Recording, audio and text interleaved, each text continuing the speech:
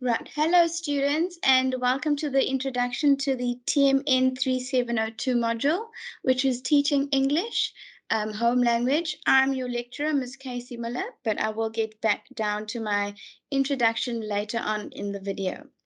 Right, so this is what we'll be going through this slideshow, the introduction to the module, your primary lecture, which is myself, the year plan and overview, the study material, the study file, then answering of assignments, and a little bit on examinations.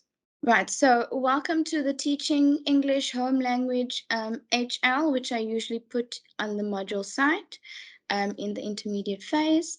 Okay, so the brief outcomes of this module is to understand home language acquisition theories and pedagogical approaches, then to identify and implement a variety of roles that are essential in learners' acquisitions of home language listening and speaking skills. Then we're going to focus on develop writing proficiency skills through the writing process. And then, of course, teach home language structures and use it in an integrated way. Right, I'm your primary lecturer and my contact details are on the screen. So I am Ms. Casey Miller. My email is millekc@unisa.co.za, and I can be contacted through the module site using the chat icon. If you're unsure on how to access this chat icon, you can access the how-to guide on the My Module site. If you scroll down to the lessons, you will see a folder with My Modules how-to guides, and if you look for the chat one, that will show you a step-by-step on how to find the chat icon. Right, for this module, we have 4 assignments to be written. Okay, so 2 are written assignments, which are essay types. 2 are quiz assignments, which are multiple choice questions. And 1 examination in October, November, the examination period. So what I can also suggest for this examination period, because it's only at the end of the year, it's also important to attend the May-June webinars for this examination period so that when you do come to the end of the year, you are ready and prepared and aware of the processes that will take place when writing your examination. Okay, I've also supplied the link of the invitation to these webinars, so please make some time to attend those. 1 supplementary examination in Jan and Feb. So for some reason, if you can't complete the examination at the end of the year, there is a supplementary exam in the Jan-Feb examination period. Okay, the study material for this module. So you will find your official study material on the module site. You will also find the CAPS document, which is a curriculum assessment policy statement, and the lessons, of course, on the module site, which are these uploaded videos. And we will have live lessons on Teams, and you can find these links in the module site on the calendar and in the lessons below all the assignments. A brief overview of the study guide. So this is just looking at the different units we will be touching on.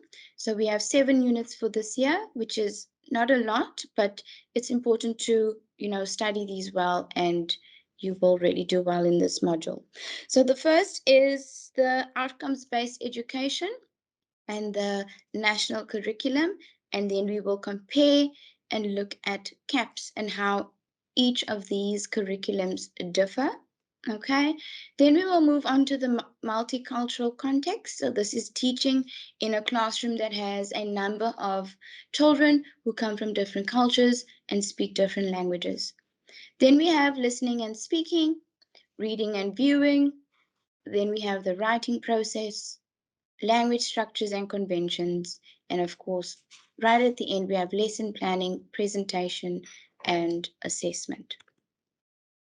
Right, so I need you for this module to create a study file. So when you come to the examination, it is easier to find all your materials. It's all in one file. So there you will have your caps, your summaries of each unit, your mind maps, your marked assignments, and your additional notes, okay? I've said they're marked assignments because it's important to go through your assignments before you have gone through the examination, so you can see where you've made your mistakes, you can do these corrections, and you can also engage with me if you're unsure of where you lost marks.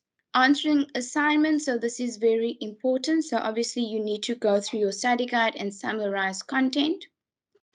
It's important to know that you cannot copy and paste from the internet or the study guide. Okay, so what you need to do is you need to read and paraphrase. Make sure that you reference where you are taking the information from. Right. You will also be required to apply the knowledge from what we've learned in the study guide.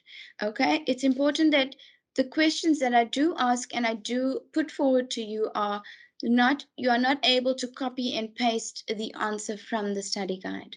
So there I've given an example.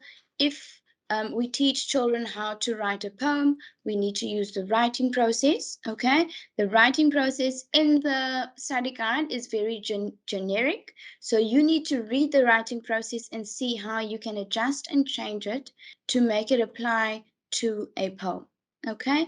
And if you're unsure how to change and adapt questions, you can come up with some questions where you can practice them and also refer back to your assignments.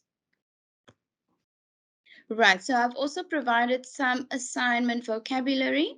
So these are words that I will use in the questions that are asked.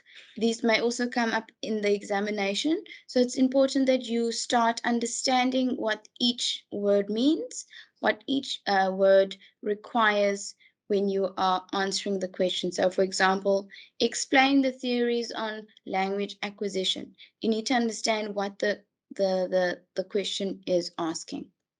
Okay, and then I provided a link at the bottom so that you can go through each word, understand, get an understanding so that you know when it comes to the exam and there's a question of demonstrate the 5 steps in the writing process, you know exactly what to do.